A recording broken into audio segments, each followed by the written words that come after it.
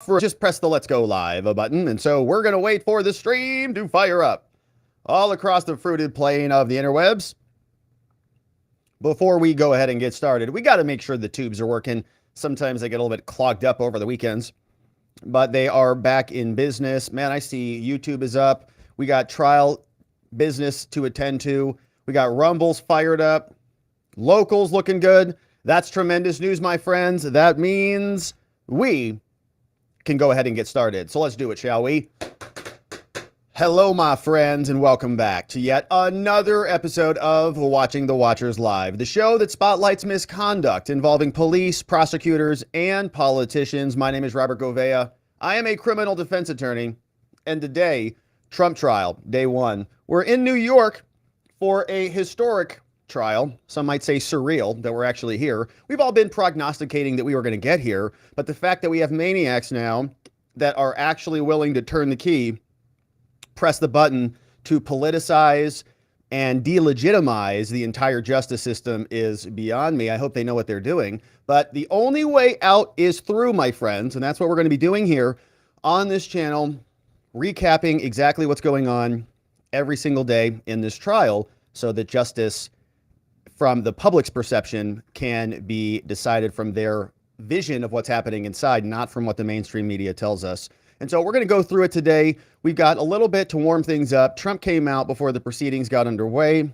He gave us a little bit of a statement before we go inside the courtroom. You can see there were some photographs that have now come out. So we'll just set the stage. We'll set the scene because we're going to be in here for a little while and we're going to understand what it looks like inside. Avenatti is tweeting from prison. He's saying the fix is in on this thing. And when we hear about what the jury panel looked like near the end of the day, about half of them excused themselves, raised their hand, says, I cannot even be fair and impartial, even thinking about it. And so a bunch of them got booted out. And a question that we'll be asking ourselves, not only today, but throughout the future of this trial, is where are the Republicans? They're all just asleep at the wheel or talking about Ukraine or Israel or Gaza, whatever, anything else except Trump. Ears plugged, not paying attention to it. Representative Elise Stefanik, who of course is in New York, she had something to say about it. And so we'll get our bearing straight from her perspective as well. Then, of course, inner city press, Matthew Russell Lee is going to be doing the reporting today. And he is an excellent follow. He's there. He basically is as close as we can get to a real-time transcript of what happened in there. And so we're grateful for his reporting. We put all of his links down in our description. So be sure that you are following along with his work. He's got Substack. He's got Amazon books. He's awesome. So please follow him. And then we'll hear from Trump to round up the day after apparently Judge Merchan said, oh, your son has a high school graduation? Well, hopefully he enjoys it without his father, who's a felon, because he's going to hold him, I guess, in court. We'll see. Hasn't ruled on that yet. We got a contempt hearing that's scheduled, and we have a lot to get to, so we're going to jump right into it. Of course, want to invite you to become a membo over at watchingthewatchers.locals.com. We have member-only streams in the morning. We're going to be very heavy on the trial, and so we're going to try to poke around other stuff on our members-only streams. We do streams in the morning and on Saturdays, 6 days a week, so come join us. Meet some awesome people, and it's a great way to support our work and have some fun, get some extra content. RobertGouveia.com for our newsletter, merch store, show calendar. And the show calendar, you might want to subscribe to it. It's going to be a little bit wonky on Thursday, Friday. Show's time change will happen a little bit because I've got an event Thursday and Friday. So we're going to do the show. It'll just be a bit later. Check the calendar, RobertGouveia.com. And WatcherLodge.com. Man, we had some good posts over the weekend, and we had our great Sovereignty Saturday. We had a ton of fun on that one. Talked about some good things. I went to the range. If you want to go see your boy pretending like he's John Wick out there, that's what it looks like. WatcherLodge.com. Go check it out. You can also see what my little garden is looking like. We got some things poking out of the ground. And so go check that out. WatcherLodge.com. Sovereignty and self-development. And we'd love to see you come join us over there as well. Now, without any further ado, let's just get right to it, shall we, my friends? Trump trial day one. We start with Donald Trump addressing the media, saying this is all election interference and it is part of a rigged campaign from Joe Biden and the Democrats to go after their political opponent because they have nothing to say. They have no progress that they've made. There's nothing to show for their last 3.5 years. The only thing they can do is take out Trump. So Trump came out, and here's what he said before the proceedings start. You can see we're familiar with this courtroom and these camera angles. We've seen a lot of this before. Here's what it sounds like day one of the Trump trial.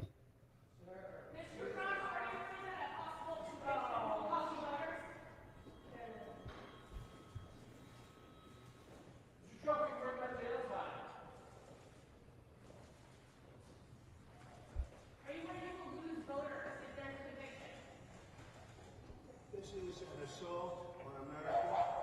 Nothing like this has ever happened before. There's never been anything like it. Every legal scholar said this case is nonsense. It should never have been brought. It doesn't deserve anything like this.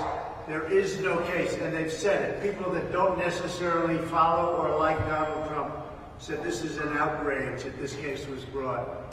This is political persecution. This is a persecution like never before. Nobody's ever seen anything like it. And again, it's a case that should have never been brought. It's an assault on America.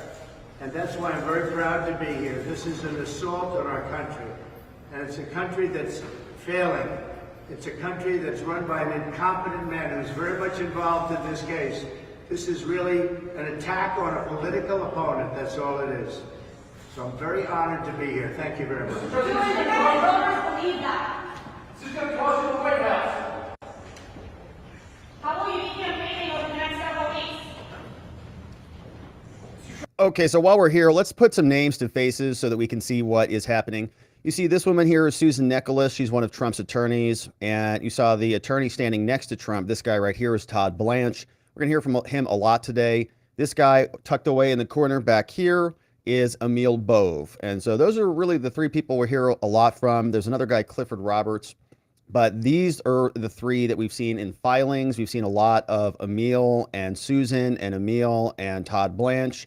And so we're going to keep our eye on them. But as we go through the excerpt, now we know a little bit what they look like. But Trump is right about this, right? This case should never have been brought. In fact, it was never brought. We had Cyrus Vance, the former DA, who is the guy who preceded Alvin Bragg, who did not bring this case, right? Sat on it. They fumbled around for a long time with many different investigations into Trump Organization and Weisselberg and all the others, but nothing came to fruition, rightfully so, because there's no case. Then this case ultimately landed in Alvin Bragg's lap, and he decided not to bring it as well. And that's why we got Mark Pomerantz and Kerry Dunn, two weird prosecutors who basically left private practice to make it their life's work to go take out Trump. Then when Bragg won and decided not to bring the case, they resigned, and they were furious with him. Mark Pomerantz wrote a whole book about it, wrote a whole resignation letter and the whole thing. So they resigned because Bragg wouldn't take it. Then remember, the Southern District of New York, the feds, they investigated this as well. Michael Cohen pleaded guilty to a crime previously supposedly related to this, and they went through all his records, all Trump's records that Michael Cohen had. Nothing. SDNY declined that. Jeffrey Berman was involved there as well. So we're 3 for 3. It's not until Matthew Colangelo literally leaves the Joe Biden DOJ, then joins Alvin Bragg. Matthew Colangelo had already been after Trump when he was at Tish's office. Then he goes to the DOJ. Then he goes to Bragg's office. And then they regurgitate the zombie case from the dead. They bring it again. So it is a dead case that they just keep bringing. And remember, there wasn't even a trial date. They were going to try to bring Judge Chutkan's trial first. And then they realized that that case is not going to go before the election. So they accelerated this one ahead of it. So it's just been the weakest case. They're really upset that they have to go to trial on this one. They'd like to go on the J6 case, which is why they're now trying to modify this case into being called an election interference case, even though we all know it's not. It's a rigged prosecution. Now, to be honest, this day is a somber day. It's a surreal day. It's kind of insane. We have maniacs out there who are willing to delegitimize and dismantle the justice system, right? It's become so partisan, so weaponized that now everybody's going to scoff at it. And, the Republicans, hopefully, if they wake up in time, they'll return favor and start, this is the red line that has never been crossed in American history, but they're just like running through it. Like Fannie Willis coming into the court to testify. They have no, I guess, qualms about it. Raw power is the only thing that matters.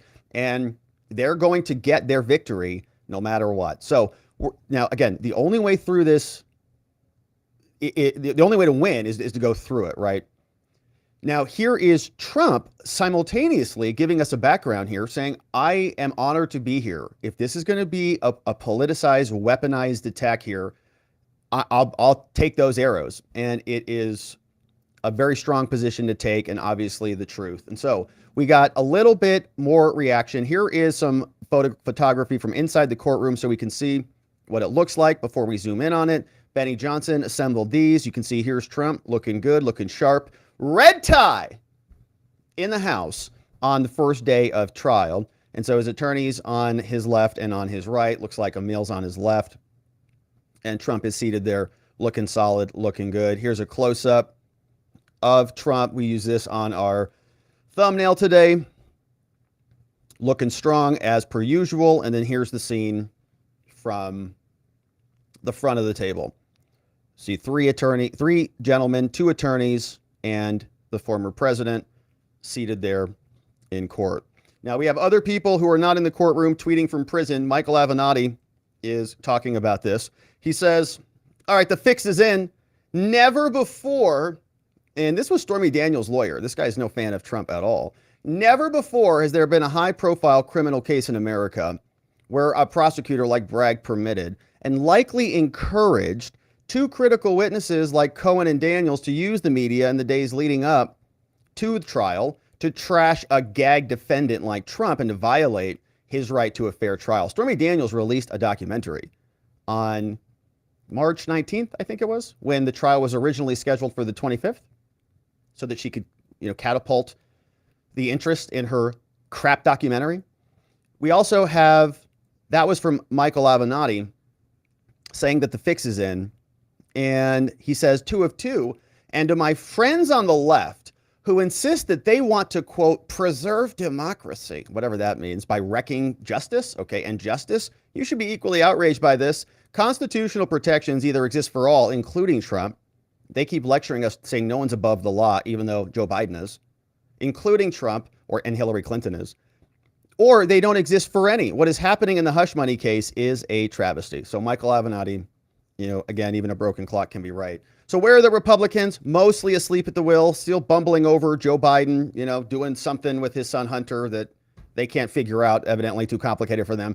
Elise Stefanik, who is a representative, a Republican, says, all right, corrupt Judge Merchan, a Biden donor, so a literal Democrat donor, okay, who is donating against Trump in 2020, is going to be presiding over this corrupt rigged case, whose family member has profited off this case because his daughter, Lauren, won't be able to write her little campaign ads and her email newsletters if she can't say, Trump got indicted, my daddy's doing a great job. Who illegally gagged Trump just said it, this is the judge, if you do not show up, there will be an arrest. If you do not show up, there will be an arrest. A 6 to 8 week show trial, says the representative. Total election interference.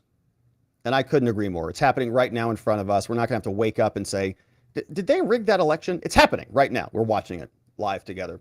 And so without any further ado, let's get right to it with our friend Inner City Press. So a reminder, his links are in the description below. And he's on X, he's on Substack, and he's doing awesome work. We would not be able to do this without him. So shout out to Matthew Russell Lee, who is here giving us the goods. All right, let's get to it. Day 1, Trump trial, brought to us by Inner City Press. Matthew Russell Lee reporting, telling us that we're here in New York. Day 1, jury selection. He's also written a book about a lot of the Trump stuff. Links in the description to his profiles. Here's what is happening inside the courtroom. Prosecutors are setting up their table. You know how prosecutors are, moving everything around. The entire 15th floor of 100 Center Street has been locked down. We're waiting for Trump to emerge. Poof! Doors open. Trump pops in. Blue suit, red tie, power tie. We saw the photos, looking sharp. He arrives, walks into the defense table. Defense attorneys stand up, change seats. Trump has a seat. There's a quiet in the air. The president has entered the building. Historic day. Never seen anything like this. 234 years of historical precedent shattered because of a false business record from Alvin Bragg, really from Matthew Colangelo, governed by Joe Biden's campaign. Waiting and waiting, but suddenly the judge comes in. All rise. Oh, gosh, here he is. Judge 1, his daughter, Democrat judge.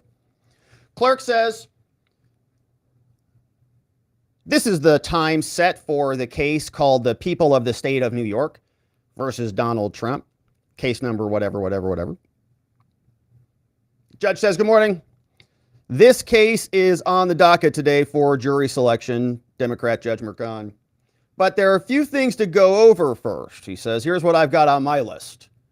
First, a motion for recusal for me, giving the old side eye to the Trump defense team. Now, you filed that on April 3rd, 2024.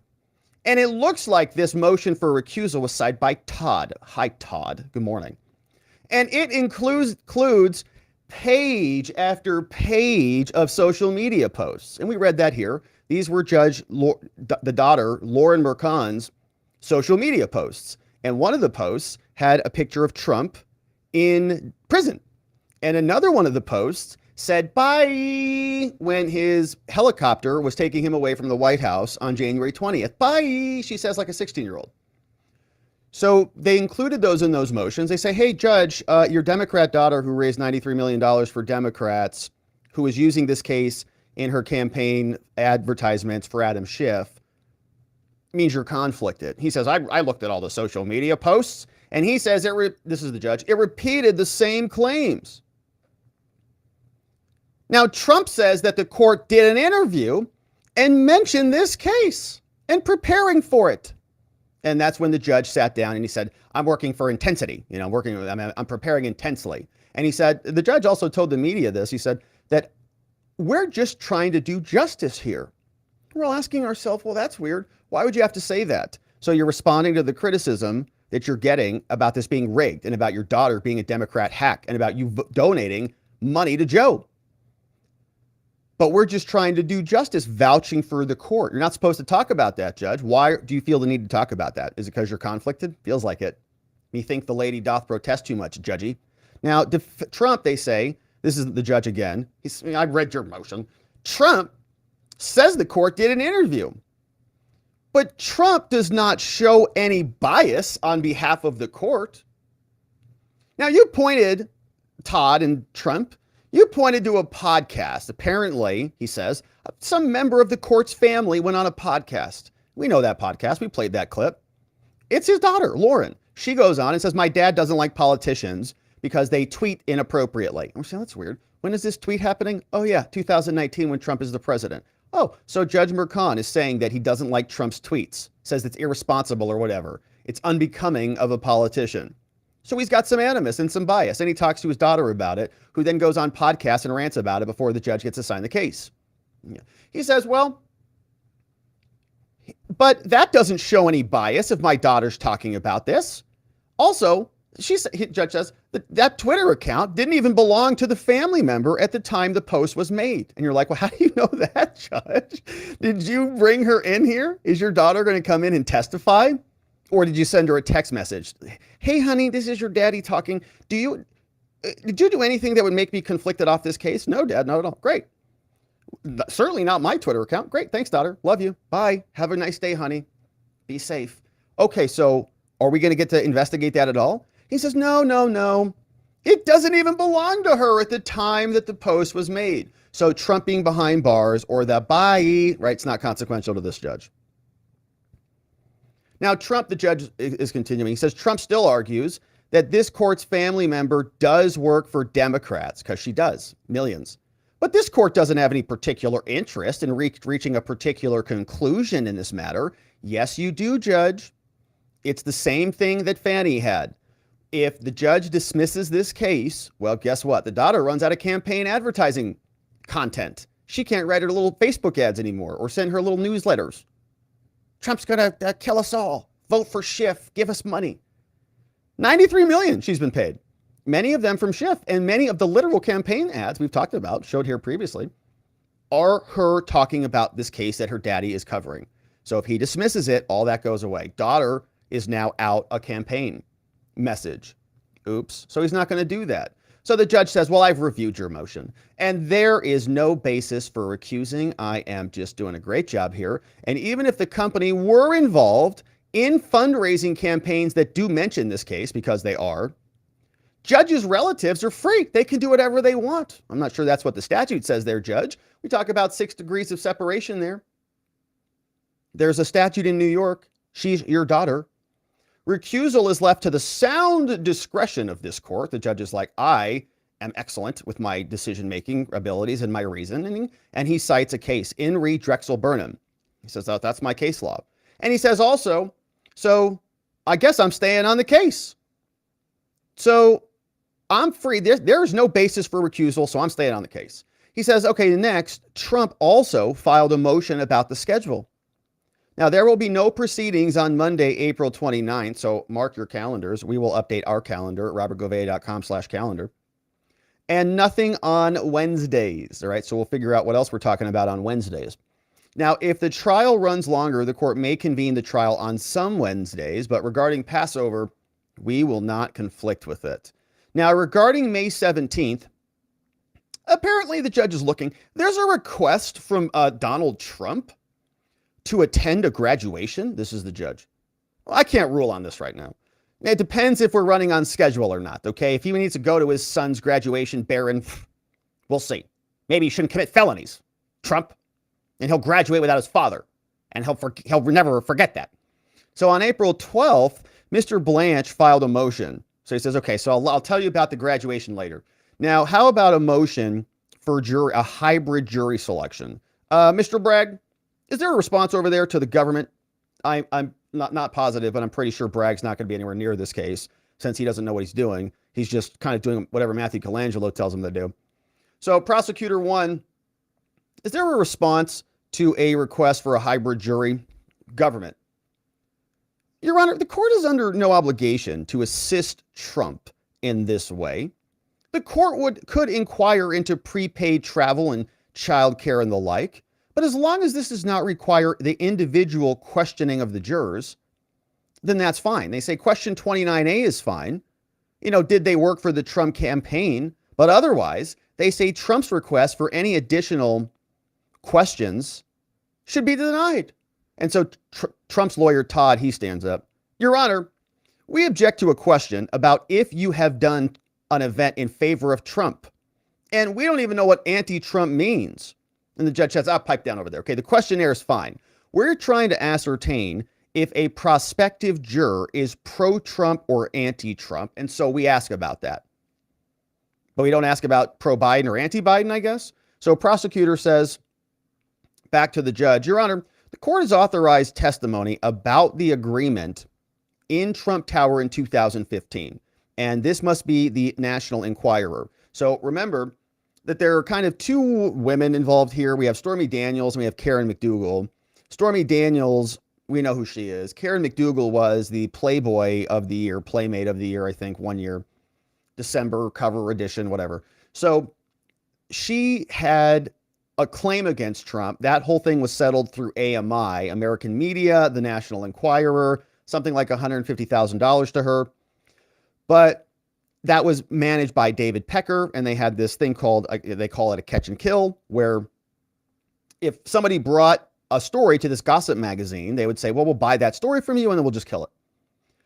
So that was set up for this McDougal situation, and that's how that got dissolved of. But that is not charged in this case. None of that conduct was alleged in the indictment, right? So they can't just like, well, you did a bunch of other things, so we're going to add in charges. It's not charged. It's only about the payments from Trump to Cohen that went into the ledger that then got a check written that codify the so-called felonies. So the government is here saying, okay, we know those are the charges, but we're going to talk about Karen McDougal. And they say to the judge, here's what we're going to talk about. So here's a list of National Enquirer headlines saying the National Enquirer was out there trying to assist Trump. They put out a message. They attacked Ben Carson. And there's going to be evidence that Trump said he was pleased with that article that was attacking Ben Carson. And there's also going to be evidence about stories from the National Enquirer about Ted Cruz, including his alleged role of his family in the assassination of JFK. You remember that story? We don't know a whole lot about Ted Cruz, who has a podcast, by the way. There's no evidence that he is not the Zodiac killer. I've never seen anything showing that he's not. So take that for what it is. And against Marco Rubio, an action that can be taken in furtherance of a conspiracy, even if not itself illegal. So he's creating these stories now with the National Enquirer, and that's illegal. Now, the government continues. They say, Your Honor, if there's any prejudice about all this stuff, because it's not charged in the indictments, they're like, why are you talking about it? Just to smear him? Yeah. Then just give the jury a limiting instruction. Just say it's only relevant to show a pattern or something. Now, Trump's lawyer stands up. Your Honor, this is ridiculous. This evidence, Your Honor, would simply confuse the jury. They don't need to hear about McDougal and AMI. They need to know about the actual crime charged, okay? Leave out all that other stuff. This is about Stormy. This is about the Stormy charges. That a candidate Trump met with a publisher like AMI has nothing to do with anything. There's nothing illegal there. Happens all the time. Now, when the people say that there's no prejudice, the opposite is true. They say it's not going to hurt Trump if we introduce all of this, but clearly it will. This has nothing to do with the charged conduct here. We got 33 felonies, and this is just a sideshow. It's about Mr. Pecker and Mr. Trump meeting, and that is not a crime at all. The judge says, well, I'm glad the defense agrees it's not a crime and says it's happening all the time. Good. So I guess then I'm going to allow it into evidence. There was an understanding that certain things would be done in furtherance of this. And so this completes the narrative. We're having flashback to Judge Engoron, where he just says, oh, I know the statute of limitations says that you can't charge that crime, but I'm going to let you talk about it anyways. So the government says, great, thanks. So we're going to talk about Karen McDougal. Prosecutors like, perfect, thanks, Judge, for giving us everything we want. Next issue says, thank you, Judge. May I move on to the next one?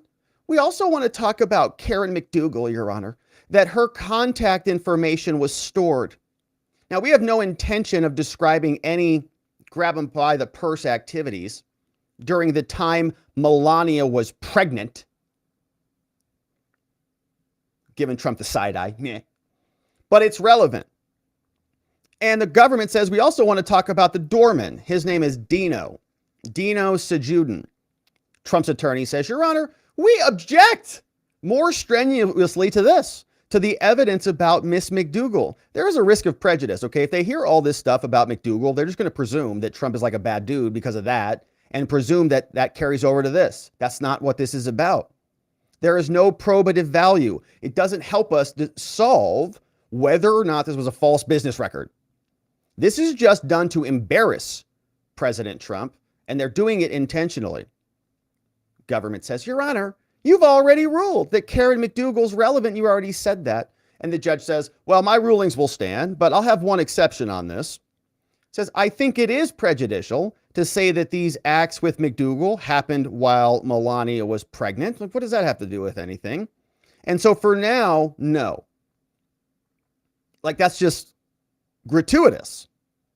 She's pregnant. Wow, he did it to a pregnant woman. Does that give you any consequence of what actually happened with the business record? No. Does it involve Stormy? No. Prosecutor says, all right, Your Honor, let's talk about this Access Hollywood tape. Says, we seek to provide a more fulsome description about that Access Hollywood tape. We remember this one. This is the grab 'em by the purse. Remember this? Mr. Trump brags about grabbing a woman's purse. Yeah, that's assault, brother, is what they say. That's assault. And we expect to show that debate prep was paused after that purse tape. So we want to describe the tape more accurately. So they want to just write that in, write this into the jury. The jury sees everything. So it's prejudicial. Now, some of the documents from the Southern District of New York, says the government, are helpful to the people. Remember, the US government that decided not to prosecute Trump, the feds, they dumped a bunch of additional material and discovery on Trump, and Trump has not been provided any opportunity to review it. We have a new proposed exhibit, which is an email chain that's forwarded to Steve Bannon and to Kellyanne Conway, which came from the feds. It appears that Steve Bannon, shout out, War Room, forwarded it to Michael Cohen, Cohen asked, who's doing damage control? So we want to show this email. And we also want to show some of the E. Jean Carroll deposition as well. Okay, so they're just gobbling up. It's like the domino effect, right? The snowball rolls down the mountain. They just parlay everything. Okay, we'll take E. Jean Carroll, we'll take Engeron, we'll take shove it all into one. Now, E. Jean Carroll deposition, which was also a rigged case, because she's, in my opinion, demented, about the Access Hollywood tape, he said, historically, that's true for stars, unfortunately or fortunately. Right, was what Trump said. Now, here's the government. Now, the tape, Your Honor, the reason why we have to get this tape in here is because it explains why Trump was so intent on burying the Stormy Daniels story. The tape went beyond, locker room talk. And so we want to put more in. Now, you'll have an opportunity, Mr. Blanche, who has started to stand up. So Todd Blanche is he's like, ugh! It's like, good, like, starts to stand up. Judge says, you'll have an opportunity, Mr. Blanche, relax. Your Honor, he says, for Trump, we oppose introducing the emails and the deposition of President Trump from yet another case. You're going into the McDougal thing. Now you're going into E. Jean Carroll. Judge says, well, I only ruled that we are not allowed to play the tape itself, but I think the email thread can come in. It bolsters Bragg's claim that this was a crucial event in the campaign. And so Bragg is not limited to the use of words to describe the tape.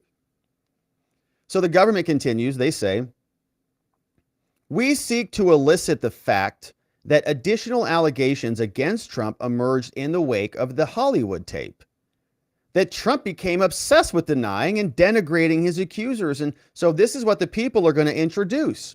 And they play some audio. And apparently, it's audio from a Trump Greensboro rally. They play this for the judge. Then Gettysburg. They say, apparently, this is probably Trump being quoted, says they are trying to poison the mind of the American voter. Every woman lied. Her fabrication, Trump said he was concerned about the impact on voters. Well, he's running for election, of course, dealing with fake claims. Saying Trump wanted to lock down this story before it became the straw that broke the camel's back. And so the judge is like, okay, so what do you want in evidence? Like, what do you talk? So get to your point. We want information about additional charges of assault, grab him by the purse by Trump. And Trump's lawyer, Todd, says, Your Honor, these allegations were never proven at all. Judge says the videotapes, he's agitated. They are admissible. So the videotapes, I guess from that speech, from the rally, he's agitated, so they're admissible. I deny the motion to bring in evidence of 3 more allegations. I won't allow that. You can just use the tapes. Government says, Your Honor, there's also Trump's attempt to prevent others from providing information to law enforcement. There were inquiries into the payoffs by Stormy and Karen McDougal. And Michael Cohen was told, the boss loves you, and was told to stay on message. And so Michael Cohen, he met with another lawyer called Costello, who said he had a close relationship with Giuliani and a back channel to Trump. And so Costello said, Rudy, love you. Some very positive comments about you from the White House. And so Mr. Cohen then continued to lie for Trump for several months. And the government is ranting here. The truth is, Michael Cohen stayed loyal as long as he did before Trump's pressure. We have a right to show that. In 2018, he pled guilty to campaign finance violations, which we talked about. And the next day, Trump tweeted. He said, if anyone's looking for a good lawyer, don't go with Cohen. Good call there. This should be admissible. It's clear effort to raise the cost of cooperation. It goes to the consciousness of guilt. Oh my gosh. So Trump dunking on Cohen is trying to get Cohen to stop working with the government. And that's interference with law enforcement. Says there's also a Truth Social post. Trump said, I did nothing wrong in the horse face case, right? Just another false accusation by a sleazebag. Trump was also trying to influence the work of the grand jury, they say, right? So you can't speak or do anything. Trump can't comment, or else it's interference with the law, right? We're investigating you. So if you comment on the investigation, you're interfering with our investigation. That's illegal. That's a crime, obstruction. This effort continues to this very day. He's still tweeting about stuff. And so we will move for contempt, Your Honor. This is the government. And the judge is like, oh, you're talking my language. He's getting like a little squirmy in his seat. He's so excited. Oh, contempt. Oh, yes, perfect. So, Your Honor, Trump posted on Truth Social. He said, thank you to Michael Avenatti for posting the truth about two sleazebags, referring to Cohen and Stormy, the one we read. That violated your court order, Judge, and it may be seen as an attempt to intimidate witnesses like Cohen and Stormy. Now, testifying in this case has cost these witnesses dearly, Judge. They have incurred the wrath of Trump supporters. We should be able to introduce evidence to counter the arguments that these witnesses have benefited from this case, because they haven't, because of MAGA. Todd stands up. Todd Blanche, Trump's lawyer. Your Honor, there is zero evidence that what Mr. Costello said to Mr. Cohen ever came from President Trump. This is pure hearsay, and it's not admissible. Now, with the tweets that Bragg offers, we anticipate putting something on in here about presidential immunity, because Trump has a right to defend himself against the witnesses broadcasting loudly from the rooftop. Stormy's got her documentary, and Cohen has his podcast. Now, he's facing criticism from Biden, from the media, and he's defending himself. It's not consciousness of guilt. This is America. The judge says, all right, let's go ahead and take a 10 to 15 minute break at this time, okay? All right, relax, everybody. Judge says, okay, it's potty break time. All rise. All right. And we're back. We fast forward through it. All right, Mr. Government Prosecutor, where were we? They say, Your Honor, Michael Cohen accepted responsibility for his actions, and so we should be allowed to bring that out on direct. We should be able to ask him about this and say that he lied on Trump's behalf. And that changed when Michael Cohen decided to accept responsibility when the DOJ actually got him to lie, right? He was actually telling the truth, saying that Trump is not a Russian agent. And then they got him to lie, or else you go to prison for the rest of your life. He's like, okay, whatever you want me to say, I'm happy to say it. So they're trying to reverse that, right? No, the DOJ didn't twist him into reversing all of this. No. So that changed. Cohen decided to accept responsibility. And so the evidence about the plea is essential. It says Michael Cohen is very much like a co-defendant in a robbery case who pleads guilty. We have no objection to a limiting instruction that they cannot accept Michael Cohen's plea as evidence of Trump's guilt. So remember, Michael Cohen took a guilty plea to campaign finance violations, and he basically went in there and it said he did it on behalf of candidate one or whatever it was. Now, they never indicted Trump, but he did go to prison for that. And so they're saying, well, if he pleaded guilty, maybe that's evidence of Trump's guilt because he was doing it on behalf of Trump. And so the government really wants to talk about the fact that Michael Cohen has pleaded guilty to campaign violations, because then he's going to say, well, he was working for Trump. So just find Trump guilty too, by proxy. Trump's attorney stands up. Your Honor, we do intend to introduce evidence on Michael Cohen's pleas. Yeah, we're going to talk about this, that he now says were false. So that we're going to introduce it and they're going to introduce it. So the judge says, well, okay, well, I'm not sure how you can pick and choose. Bragg, would you like to respond? He says, well, cooperators are allowed to testify about their plea. He said, well, my client's not charged here with campaign finance violations.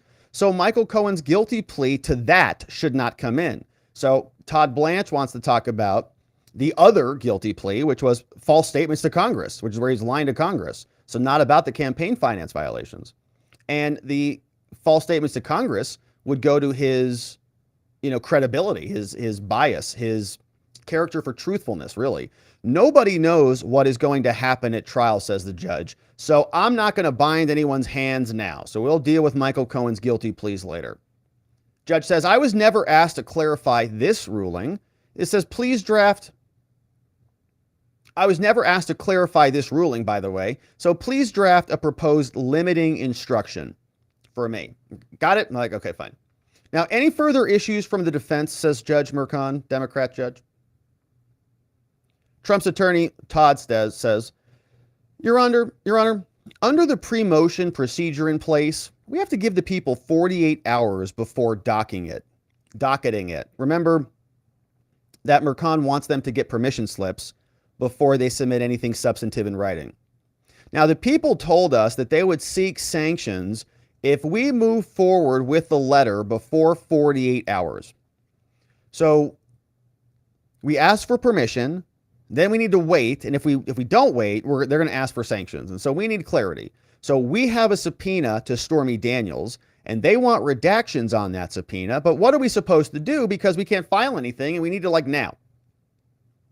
Well, the judge says, well, we were being inundated with your motions, many of which were close to frivolous, if not frivolous, right? And we saw this, we were watching this. Trump's attorney, we're doing what your lawyer should do, is file, baby. Go, go, go, go. It's trial time. Let's go.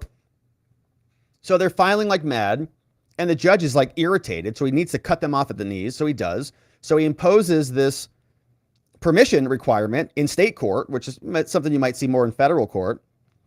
But here it's him, right? It's close to frivolous. We have limited resources. So the 48-hour rule is appropriate, but it does not need to apply to pre-motion letters. So by the end of each business day is the appropriate time.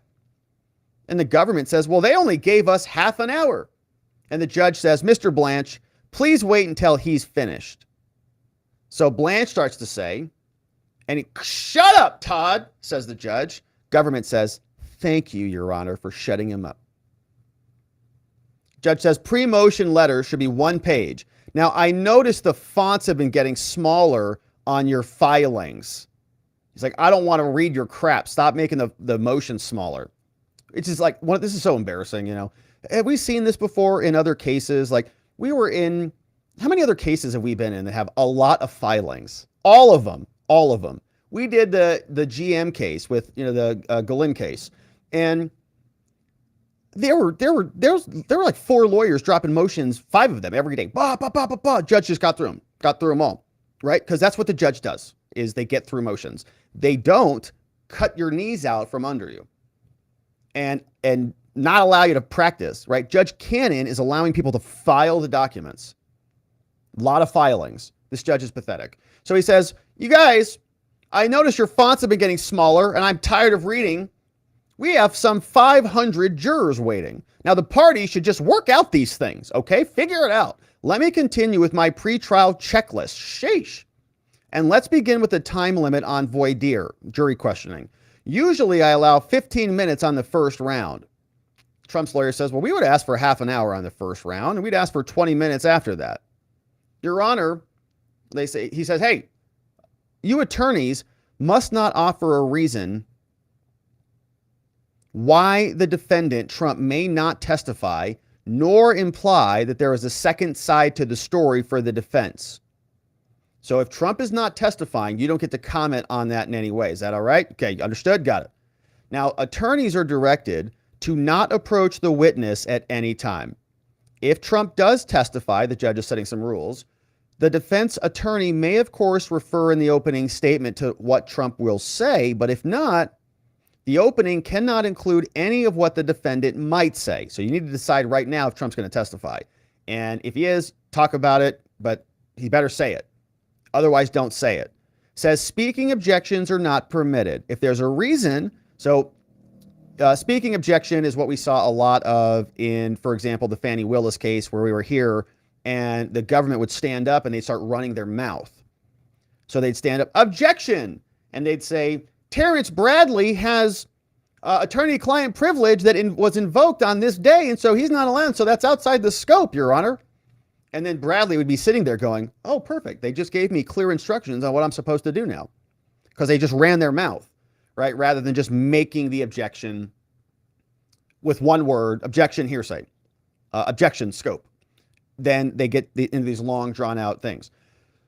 If there is a reason, the court will hold argument outside the presence of the jury. Trump's lawyer says, Todd, Your Honor, President Trump wants to be present for everything, okay? Everything. Judge says, well, that's going to be tricky. says, well, we have to figure this out, I guess, but wherever he goes, Secret Service has to go. So I'm not sure they're all going to fit in that room back there when we go back there to have arguments. It's too bad. Get a bigger room, I guess. So I think when the jurors are answering questionnaires, if the juror asks to discuss this in private, then I'll ask them to finish. So the judge now turns to the president. Mr. Trump, you may remember that I previously gave you Parker warnings, and I'll give them to you again. You have the right to be present in the trial.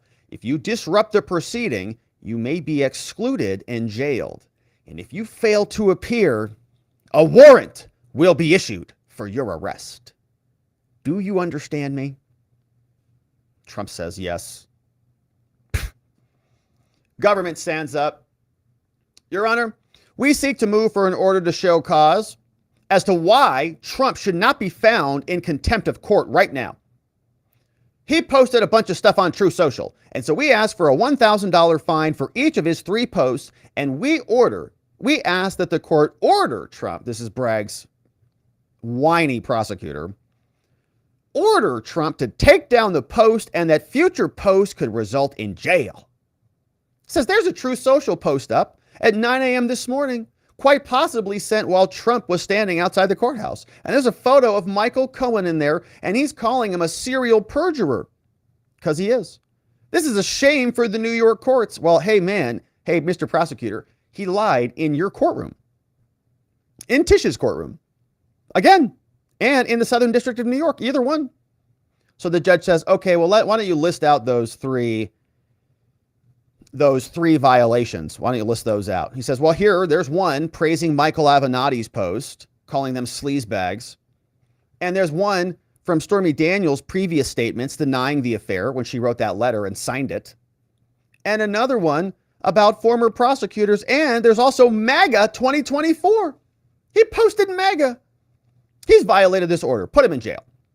The judge says, all right, sit down. The jurors have been let go for lunch. And so we're going to take our break too, says the judge. And they pause for lunch. Now we'll pause to make sure that we shout out Matthew Russell Lee, who is in court reporting this. We couldn't be doing this if it wasn't for him. So make sure you go check him out. Matthew Russell Lee, icp.substack.com. Links are in the description below. And I retweeted this main thread, re-exed it. Sorry, Elon, don't ban me. And you can follow along. We fast forward through lunch and we're back. Back from lunch, the judge is on the bench, says, I am concerned that having Trump coming into the back room to question jurors could be intimidating. So I propose we do that here in the courtroom. We stay here in the courtroom. All the other jurors step out. So we're not going to do voir dire, which would be independent jury questioning. They pull them in one at a time. They're not going to pull them all back into a room because Trump's just going to be looking at them. Weenies. So they're going to just do it in the courtroom. Everyone else will go out and they'll bring them in. So I propose we do it in the courtroom. It says, we're expecting a panel of 96 prospective jurors, cross-section of New York. They say, government, Your Honor, hey, by the way, just want to call to your attention that Trump has failed to designate any exhibits as of today. Now, they claim that their obligations are merely responsive. And this court, you directed them to provide reciprocal discovery. And they haven't done that. And we propose that all defense exhibits not designated in the next 24 hours be precluded. And they have no exhibits at all. The judge says, oh, I like the sound of that. What do you say, Todd? Your Honor, says the people's exhibits have changed a lot from February until now. We don't know what a witness is going to say on cross. And the government's going first. And so we'll have our exhibits later after they've rested their case. Todd says we also received substantial information from the Southern District of New York. So we're going through 100,000 pages worth of material. And so we don't have he says, hey, here's where we stand. Quiet, Todd. You have 24 hours or you will be precluded. You brought 3 Article 78s. Those are the appeals that our friend Good Logic is working on right now to ungag the president. Only person in the media who's doing that. You've made decisions, and so you have 24 hours, period. Get your exhibits in order by tomorrow, or you're not having any exhibits at all. Guy's whacked. Todd says, Your Honor, We literally, Your Honor, we just got from the Southern District of New York, from the federal government, 200,000 pieces of paper. The judge says, oh, give me a break. We all know there were not 200,000 documents, and you filed 3 motions on Sunday. We're already in violation of the order. Trump's other lawyer, Susan Nicholas, who we saw earlier, says there's a case-in-chief distinction, Your Honor. This is different. Now we're at case-in-chief time. Todd Blanche says, Your Honor, when are counsel giving their names to the jurors? When are we going to introduce ourselves to them? Says, well, I will hand them 2 lists. Here's how it's going to work. Their numbers and their names. I'm giving each side a single copy. Now, it's not to be photographed or copied in any way. And when we're done with 96, you return it. So I'm going to give you their names and their numbers. You can look them up. So I think it's when is counsel getting the names of the jurors? Judge says, long silence. He's thinking through this. All right, I'm told we have 96 prospective jurors who are ready to come in. And I'm also told there are 200 people physically present today. So I'm going to give each side the lists, and he does. Come and get them. Now let the record reflect that counsel has been given copies. And the clerk says, they're all in the courtroom. All prospective jurors, please stand. Jurors are in the courtroom now, all standing. Swear or affirm, blah. You may be seated, they sit. Judge Mercan, the Democrat judge, says, hello, everybody. I'll be your judge presiding over this matter. This is the Bragg prosecution against Trump. Says the people are served by whatever verdict you render here. We're glad that you're here doing your sacred duty, right?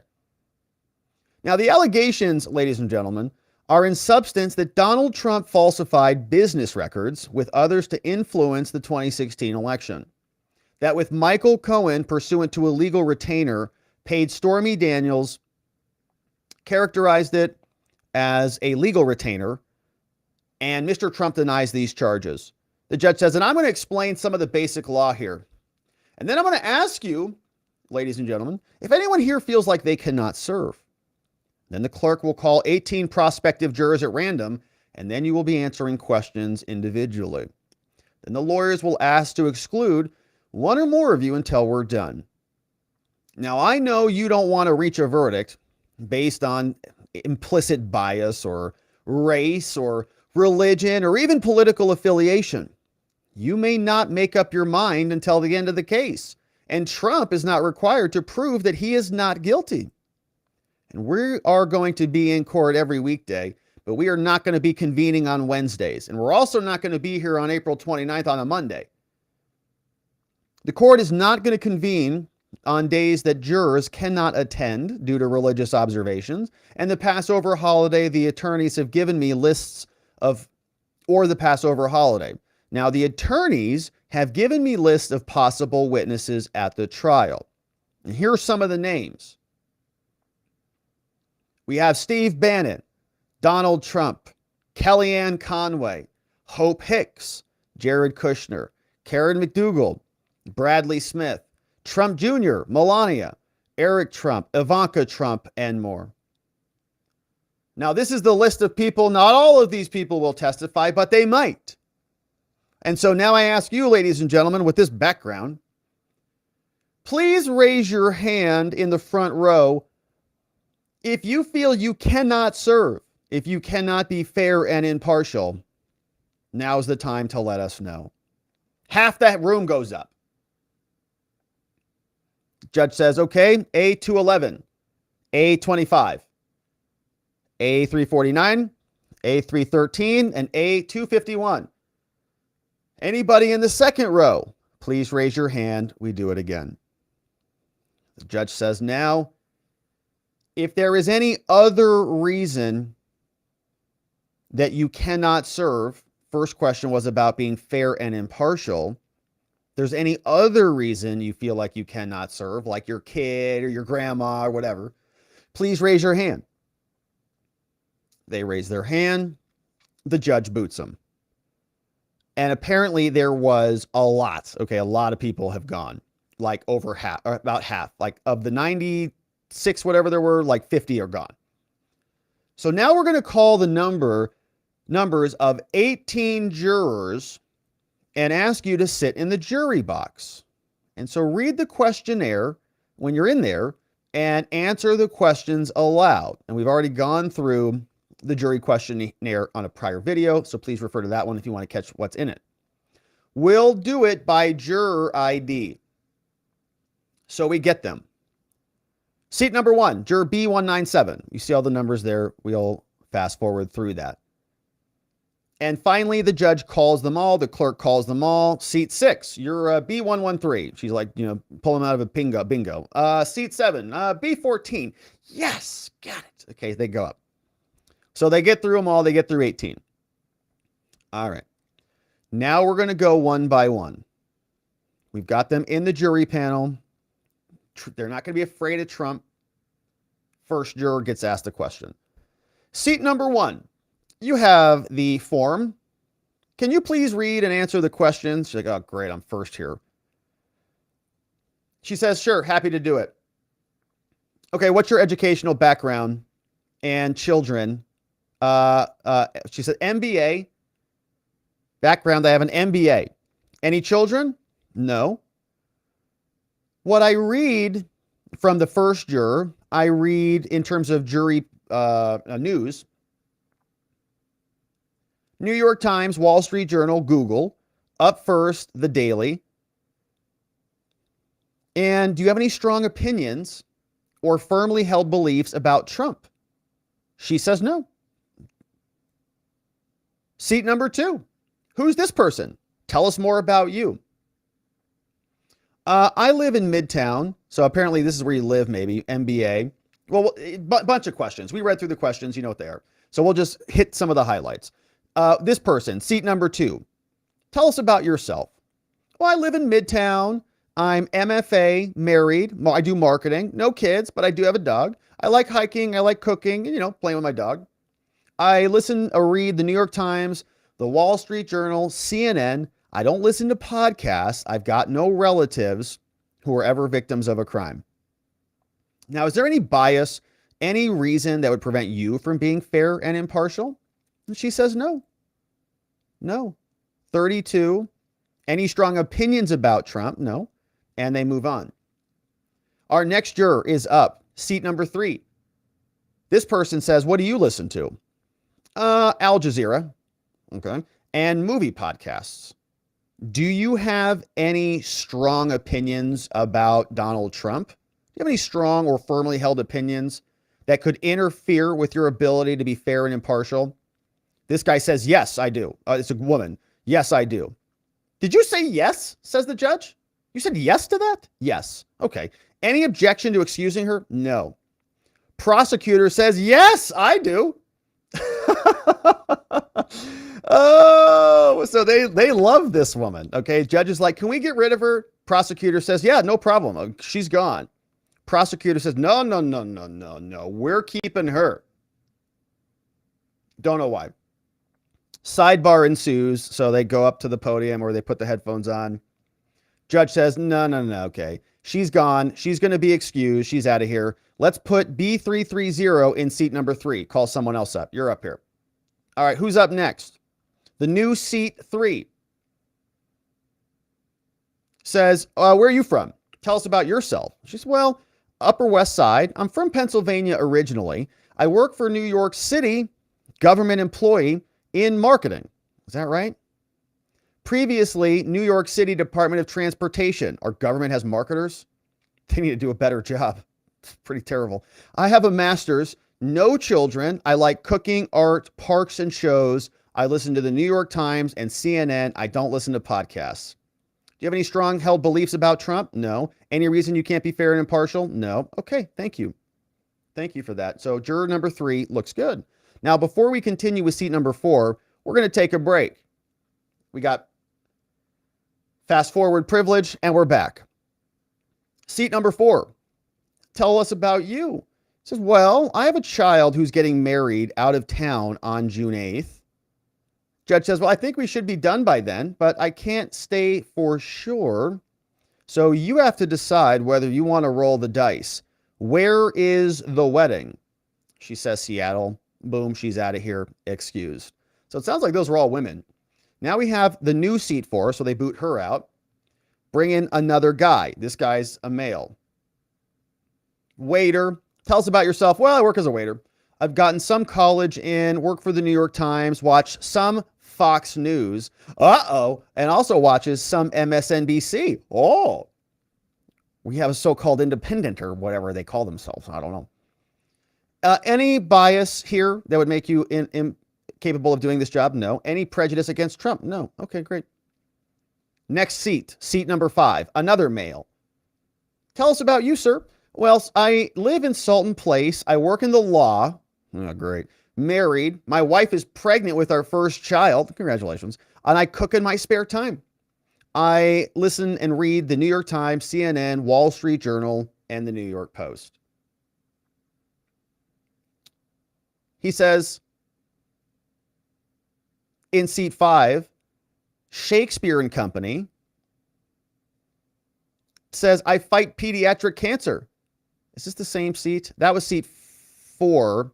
Then we move on to seat 5.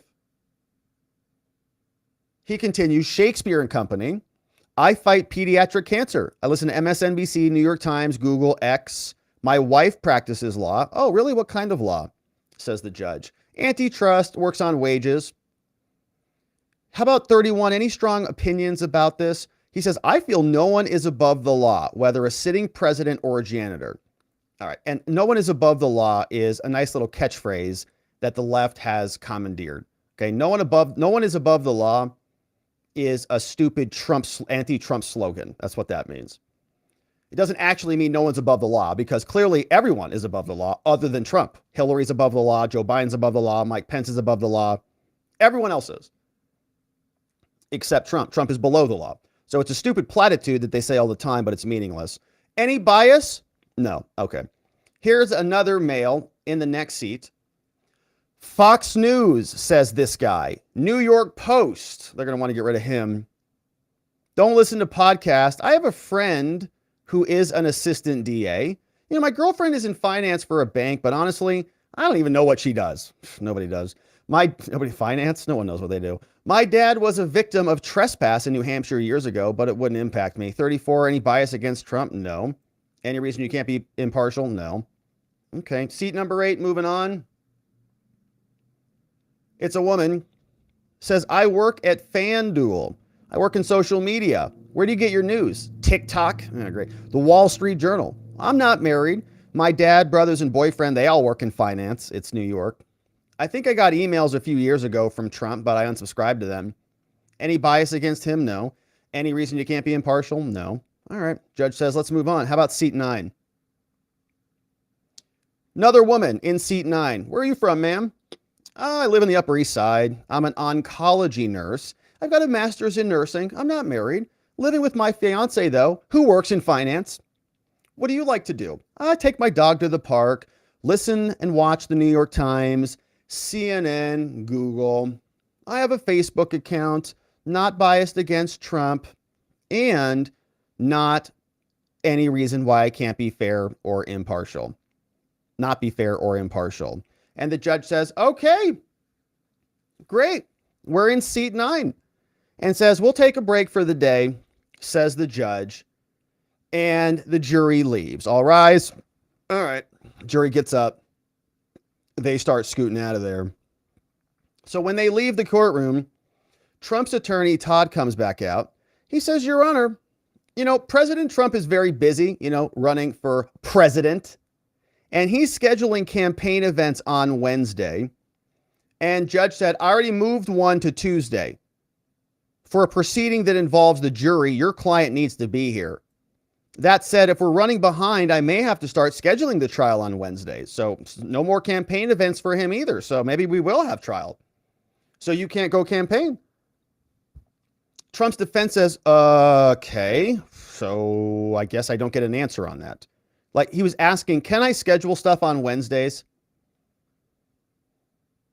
And he's kind of saying, I don't know, maybe, maybe not.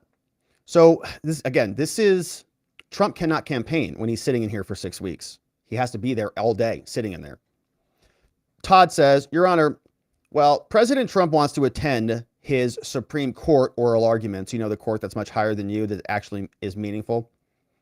Next Thursday morning, we're going to be covering those oral arguments live, by the way. So thank you for subscribing and hitting your notification bell.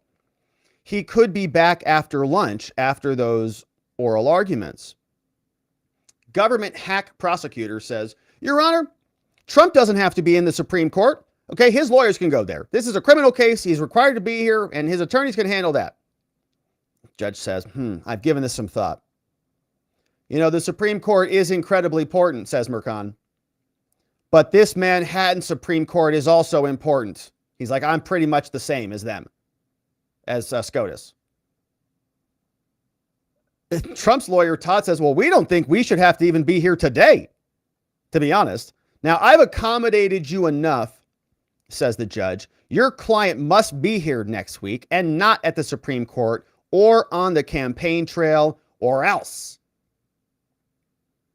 We are adjourned. And so, my friends, again, great reporting from our friend Inner City Press.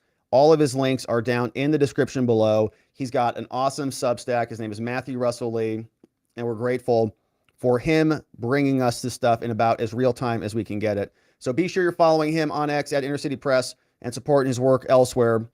But the trial is about what we expected. This is what Trump said in the aftermath. He came out and had this to say in response to today's shenanigans. Here is the former president. You can see flanked by Todd Blanche on his left. Here is Trump. So thank you very much. We had some amazing things happen today. As you know, my son is graduating from high school, and it looks like the judge will not let me go to the graduation of my son, who's worked very, very hard. He's a great student. He's very proud of the fact that he did so well. And was looking forward for years to have graduation with his mother and father there. And it looks like the judge isn't going to allow me to escape this scam. It's a scam trial. Yep. If you Lock him read down. all of the legal pundits, all of the legal scholars today, there's not one that I see that said this is a case that should be brought or tried. It's a scam. It's a political witch hunt. It continues, and it continues forever. And we're not going to be given a fair trial. It's a very, very sad thing. In addition, as you know, next Thursday, we're before the United States Supreme Court on a very big hearing on immunity. And this is something that we've been waiting for a long time. And the judge, of course, is not going to allow us. He's a very conflicted judge. And he's not going to allow us to go to that. He won't allow me to leave here for a half a day, go to D.C. and go before the United States Supreme Court because he thinks he's superior, I guess, to the Supreme Court. We got a real problem with this judge. We have a real problem with a lot of things having to do with this trial, including the DA, because you go right outside and people are being mugged and killed all day long, and he's sitting here all day with about 10 or 12 prosecutors over nothing, over what people say shouldn't be a trial. So I just want to thank you very much, but that I can't go to my son's graduation, or that I can't go to the United States Supreme Court, that I'm not in Georgia or Florida or North Carolina campaigning like I should be. It's perfect for the radical left Democrats. That's exactly what they want. This is about election interference. That's all it's about. Thank you very much. All right.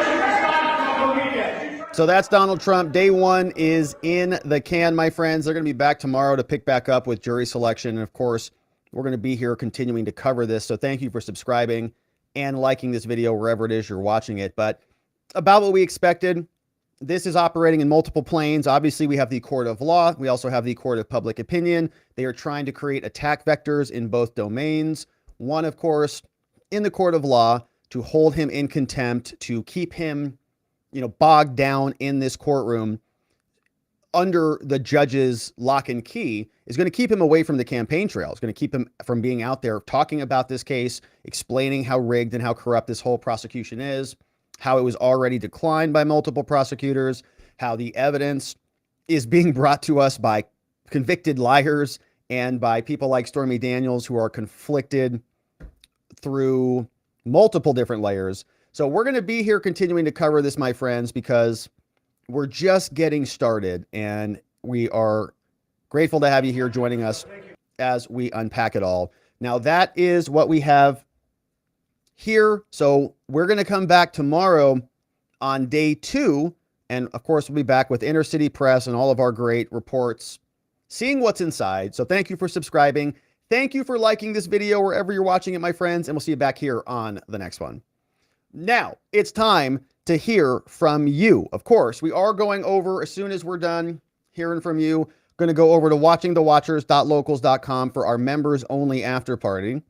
And then tomorrow, when we start the show, we'll do a debrief on who these jurors are and start to see what this panel is looking like. But now, my friends, let's hear from you and see what you have to say about all this.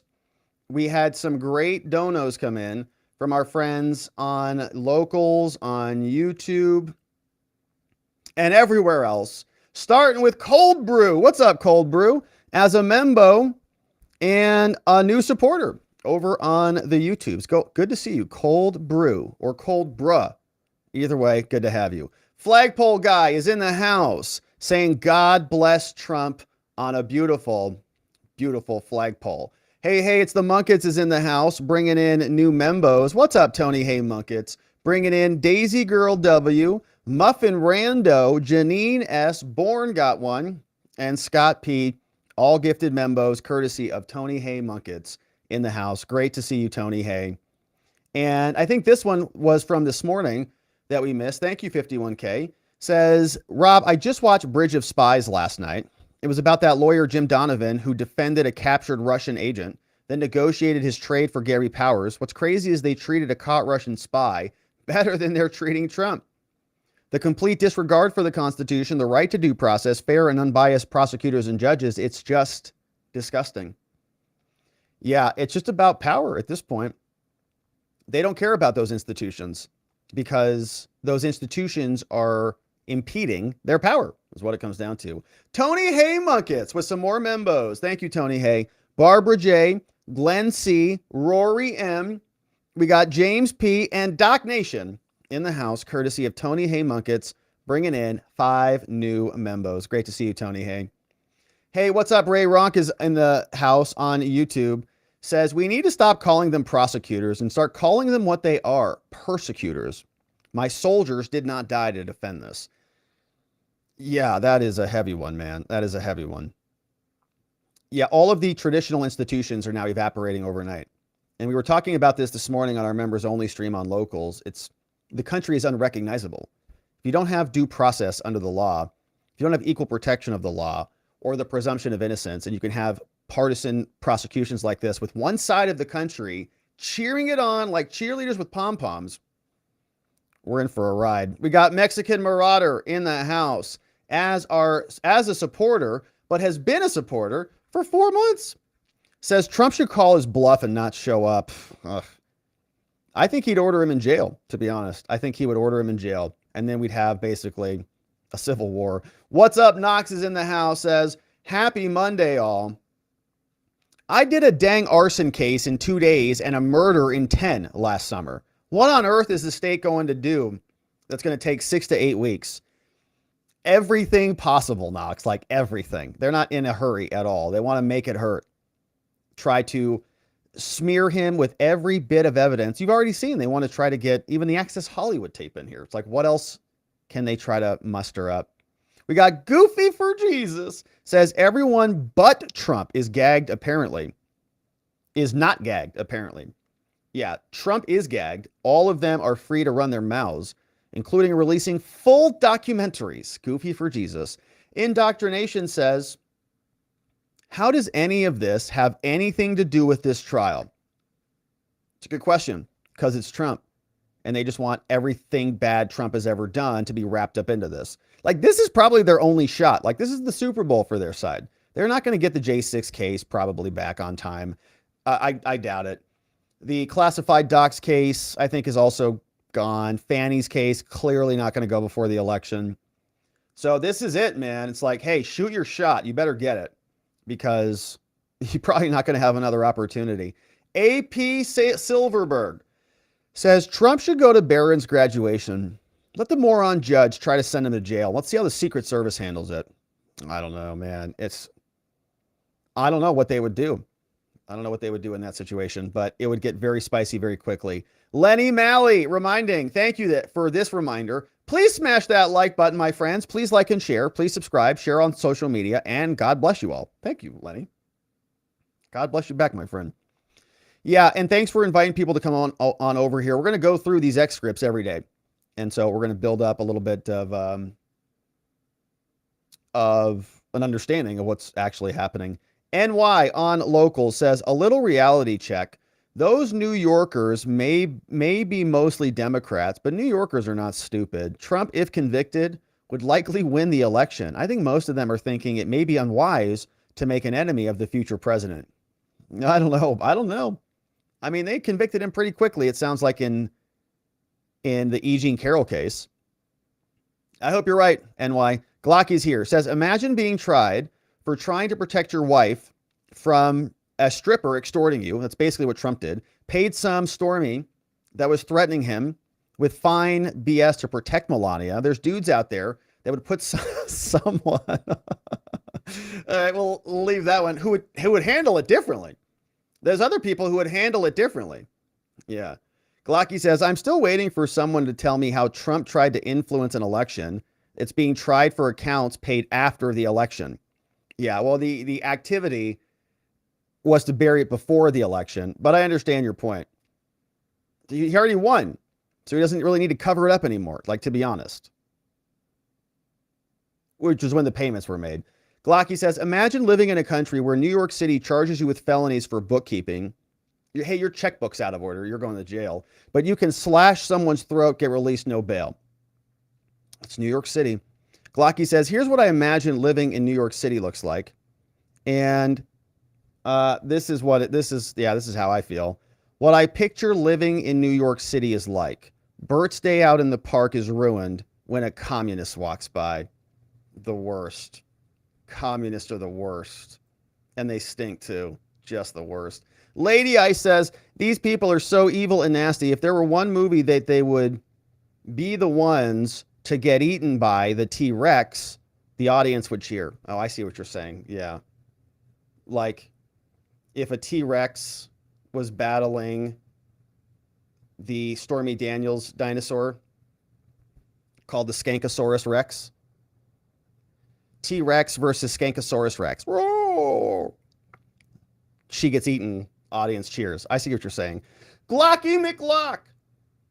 Isn't it funny how the government bends over backwards to accommodate Democrats during their trials? Yeah. They don't even want to talk about Menendez. We got this one from Mexican Marauder. Says, by bluff, I mean, he goes to the graduation. He dares the judge to arrest him and give him more fuel for his campaign. I know, but I think the judge would actually order him into jail. And then they'll say Trump is insurrecting again by not following a court order. So we'll have like a legal insurrection happening all over the place. Yeah, it's tricky. Knox is here. Says, think about that. Barron will have graduation photos with his father missing from the pics of a lifetime. So punishing the son is just fine for this judge. Yeah, he's a piece of work. He's probably thrilled about it. He's going to go home, talk to his wife. I'm doing justice, honey. You are. You're right. You're holding him accountable. Keep up the good work.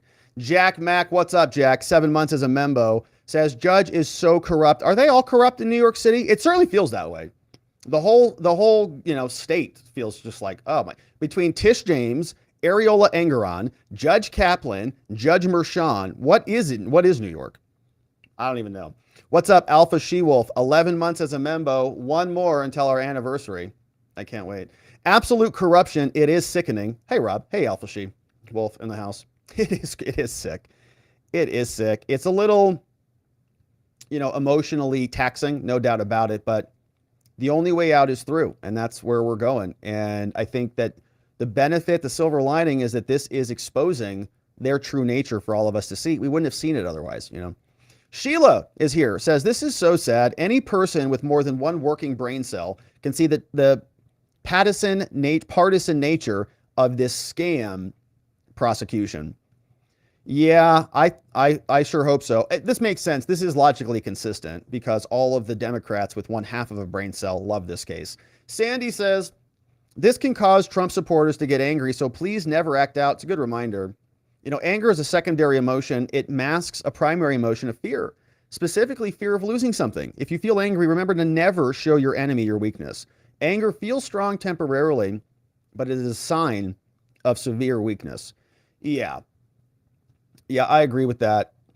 And I think you want to be that enlightened master, that position, that person who is not nonplussed, right? Non-emotional, stoic, right? Away from it all. Yes, you can do this to me. You can do this to our team, but we're going to continue to stay focused, stay driven, stay on our path, and we're going to be successful, and you're not, for a whole slew of reasons that we'll get into, I'm sure, throughout this trial. What's up, Sandy? Thank you for that. Just Rhonda's in the house. Says, my mind is twisted with election interference. Well, there's a lot of it going on.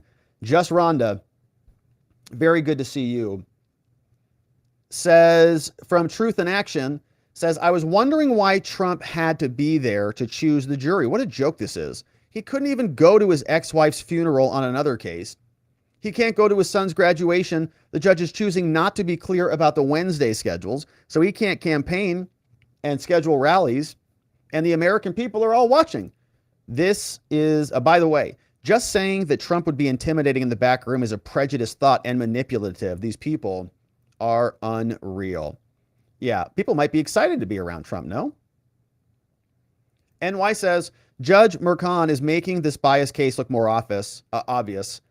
I like his idea of equal protection. Since the left likes to destroy traditions like attorney-client privilege and presidential immunity, how about no judicial immunity? It's been bestowed upon judges on themselves by themselves. This is the time first. Stay tuned.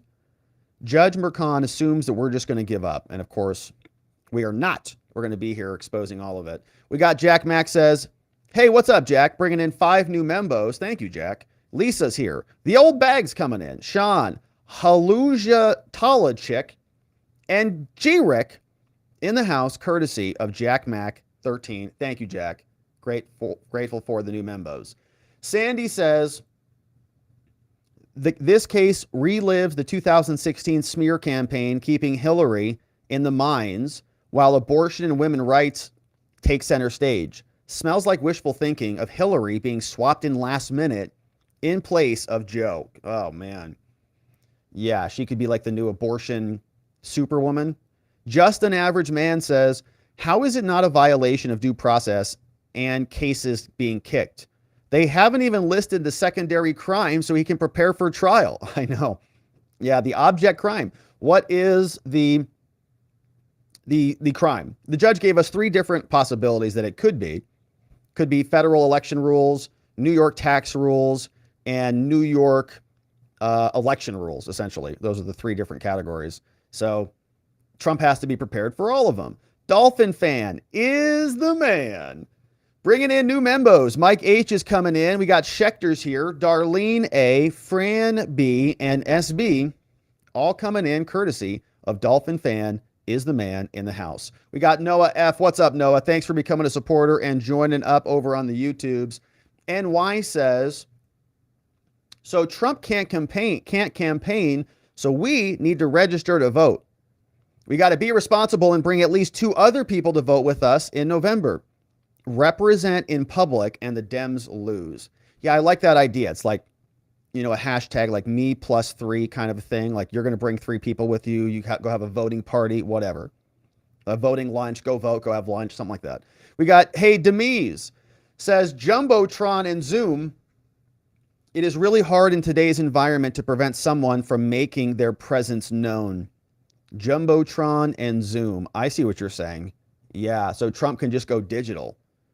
Like in-person rallies. That would be, that would be a pretty awesome thing if somebody, with a big following organized, watch parties, campaign parties, every state in America. Like this could backfire on them big time with some organization, right? Everybody tunes in to the Trump rally once a week from anywhere you want. And he's in Madison Square Garden or whatever. Let's see what we can do. Jennifer says, it's going to be okay, Watcher family. I agree, Jennifer. Maybe we should all flood the AG's office with some letters, emails, and calls. Yeah, I don't know. I'd be careful about that because, first of all, they're not going to change anything. And second, if you offend them, they might indict you. And I'm not joking about that, right? They're like really demented people there who get a kickoff prosecuting Trump supporters. So, if you live there and you have a protest, I'm not saying don't petition your government for a redress of grievances, but I'm just saying be cautious out there. There's maniacs afoot. But it's good to see you, Jennifer. Either way, I do appreciate you and your suggestion. Let's keep the energy up so that we can they want people to be deflated. Okay. They want us all to watch this. And I'll admit it is deflating. It's like, oh gosh, that's too bad. All right. We're not going to be deflated because this is what liberty's about. This is what it takes to push back against these little tyrannical maniacs. It's part of the journey we're on. And I think that it's going to expose their true nature. And the only way we can do that, the only way we can expose them is through this process. So here we are.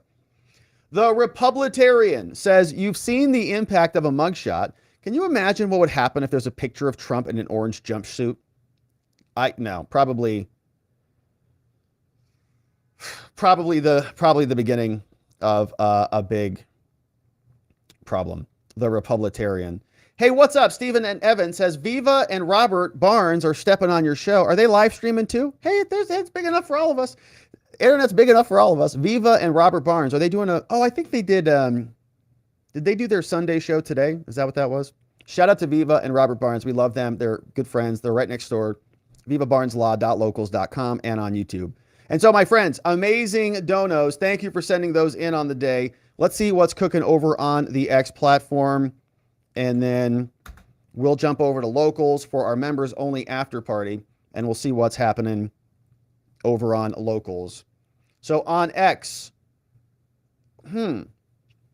this doesn't look like it normally does. This is a little strange. So this is what it looks like. Where's the video? Elon, what'd you do? All right. Here's one from Feline Fun says, I knew this was going to be a difficult week. Today feels like when these indictments first came down. I love the clarity you provide, but some days I fear watching the show. The injustice is just too much to bear. There seems to be an intensity in the air these days. Yep, you're right. We talked about that this morning too. It is troubling indeed. We got LR Customs over there. We got Be Less White, which is racist, which is a racist phrase. Be less white. Look at that one. Be less white. Unbelievable. All right. So that is what was cooking over on X. We're going to leave that one there today. My friends, we are going over to watchingthewatchers.locals.com. Come say hello. We do streams in the morning. We do streams on Saturdays. We have an amazing community. We'd love to see you come join us. We also have our website, robertgovea.com. Our daily show newsletter is over there. Our merch store, our calendar is there. And a bunch of other good stuff I can't think about right now. Watcherlodge.com. This is our sovereignty and self-development platform and our community. Go check it out. See how my little garden is growing. See how I did at the range. I'm basically John Wick now. And so go check that out. Sign up, become a member. It's free, and join us for Sovereignty Saturdays. You can see we got our next one this Saturday, 10:30 Pacific. We'd love to see you come and join us. But that, my friends, is it for us on the day. Before we wrap it up, I want to thank our mods and our meme smiths, including K-Bean in the house. We got Just Cause, Playin' Hooky, Ronnie Cole, our friend Zach. We got Janek, Dog Digger, Economy Pilot, and Donut Mind Me, all clipping away for us on the day. Grateful for their help and their support. We got Sleepy Dog Lee, Nathan N810, and Geegum Geegum, all in the house. And we're grateful for our meme smiths as well. But that, my friends, is it for us on the day. We're heading over to watchingthewatchers.locals.com. We are going to be back here tomorrow to get into day 2. Thank you for joining us as we do. Thanks for inviting someone to come over here and join us as well, because we got a full trial ahead and we're going to get through it together. And we're going to come out on the other end stronger and more cognizant of the true nature of the people who are trying to wreck what we love to be America. And so, my friends, we're going to leave it right there. Come on over to watchingthewatchers.locals.com.